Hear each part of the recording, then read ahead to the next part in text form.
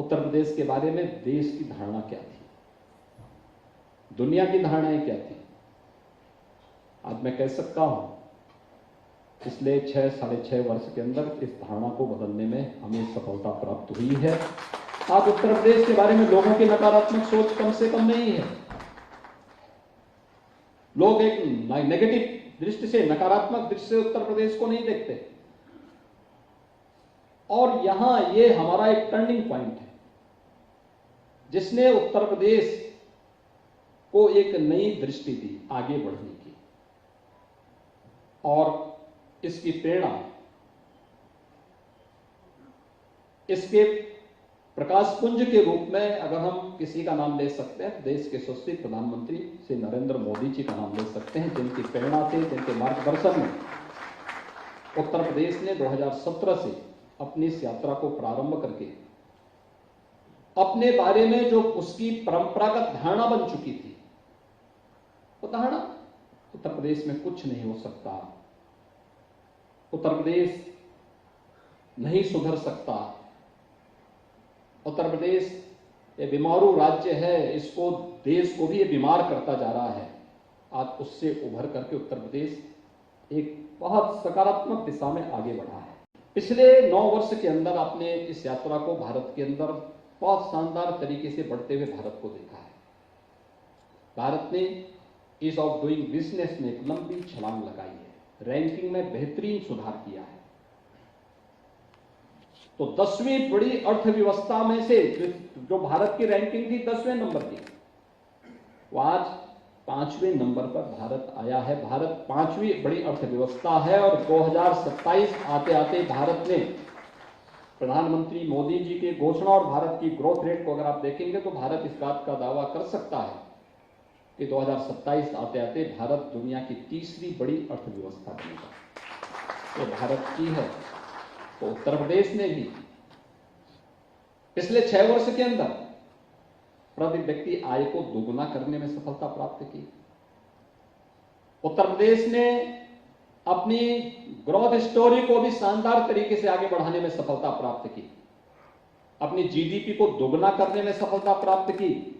और उत्तर प्रदेश जो देश की 6ठी बड़ी अर्थव्यवस्था थी, आज वह नंबर 3 अर्थव्यवस्था तो बन चुका है। बहुत शीघ्र मुझे लगता है कभी भी इसकी घोषणा हो सकती है कि उत्तर प्रदेश देश की नंबर 2 अर्थव्यवस्था बन चुका है। घोषणा होने में बहुत देर नहीं लगने वाली है। पिछले 6 वर्ष के अंदर आपने देखा होगा प्रदेश ने जिस तरीके से एक माहौल दिया, प्रदेश पिछले 6 वर्ष में कोई दंगा ना होना लोगों के लिए कल्पना हो सकती है, लेकिन यूपी के लिए वास्तविकता है।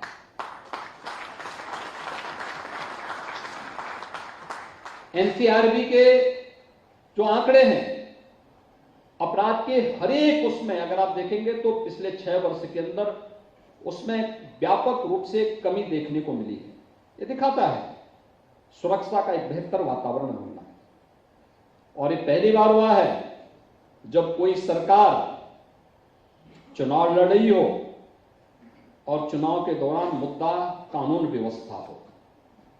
सरकार के लिए कानून व्यवस्था एक चैलेंज हुआ करता था, सरकारें उससे बिगड़ती थी, लेकिन उत्तर प्रदेश में 2022 में पहली बार ऐसा हुआ जब कानून व्यवस्था के मोर्चे पर सरकार ने सफलतापूर्वक फिर से एक मुद्दे ने पूरे चुनाव को आधार बनाकर के जीतने में सफलता प्राप्त की। वह था कानून व्यवस्था का मुद्दा, लोगों की जवान पर था। कहीं आप पश्चिम में जाइए, पूरब में जाइए, मध्य में जाइए, हर जगह लोग कहते थे, आधी आबादी तो कहती थी। तब इसमें क्या बुराई है? सरकार को रिपीट होना चाहिए, क्योंकि आज हम सुरक्षित निकल सकते हैं, घूम सकते हैं, कोई हमारी सुरक्षा में सेंध नहीं लगा सकता। हमें एक विश्वास है और हम तो सरकार को फिर से वापस लेके आएंगे। परिवार में परिवार का पुरुष कुछ और सोच रहा होगा, लेकिन आधी आबादी ने तो कहा कि नहीं कुछ भी हो जाए, लेकिन हम लोग सरकार को फिर से लेके आएंगे और 2/3 बहुमत से सरकार को बहुमत देकर के फिर से सरकार बनाने में योगदान देंगे। आपने रिजर्व बैंक की ताजा रिपोर्ट को देखी होगी। यूपी का सीडी रेशो बढ़ा है, 44% से 56% पहुंचा है। ये आंकड़े क्या बताते हैं? बैंक सबसे ज्यादा निवेश, बैंक भी अपना पूंजी यहीं लगा रहा है, यूपी में लगा रहा है। यूपी में निवेश की संभावनाएं तेजी के साथ विकसित हुई हैं। यूपी ने किस तरीके से अपनी कार्रवाई को आगे बढ़ाया? जब ग्लोबल इन्वेस्टर समिट हुआ, ग्लोबल इन्वेस्टर समिट में 36 लाख करोड़ रुपए के निवेश के प्रस्ताव उत्तर प्रदेश को प्राप्त होते हैं और उत्तर प्रदेश ने देश के सामने एक नया मॉडल रखा, इन्वेस्टर समिट कैसे होना चाहिए। और सबसे बड़ी बात क्या है, 36 लाख करोड़ केवल नोएडा, ग्रेटर नोएडा में नहीं है, गाजियाबाद में नहीं है, प्रदेश में 75 जनपद हैं। सभी 75 जनपदों में कुछ न कुछ निवेश और कुछ न कुछ प्रोजेक्ट सभी 75 जनपदों में है। सस्टेनेबल डेवलपमेंट मॉडल कुछ और हो सकता है, तो ये है सस्टेनेबल डेवलपमेंट मॉडल।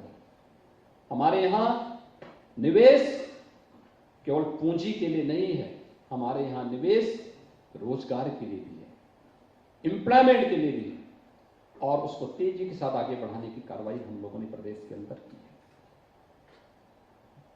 यानी उत्तर प्रदेश ने सुरक्षा का माहौल दिया, रिफॉर्म किए, ईज ऑफ डूइंग बिजनेस में उत्तर प्रदेश की रैंकिंग आज के दिन पर दूसरे नंबर पर है, 14वें से हम दूसरे नंबर पर आए।